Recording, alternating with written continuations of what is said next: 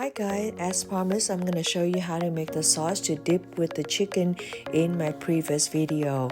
In the pot, that's 1/2 cup of cooking oil going into the pot. Bring it to boil, then add 1/2 cup of chopped ginger. Stir it around until it gets a little brown. Then you add 1 full cup of chopped onion into the mixture and then stir it around. Now you can use green onion, white onion, any type of onion, but what I have is purple onion, so I'm going to use it. And then add 1 teaspoon of salt, 1/2 teaspoon of sugar, and just mix them up. And that's it. If you like to eat it that way, that's fine.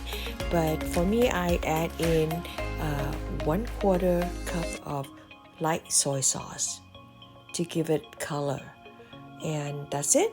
Stir it around and garnish with cilantro and green onion. And that's my sauce. Thank you for watching. And if you like what you see, don't forget to give me a thumbs up. And don't forget to click the button subscribe. Thank you again.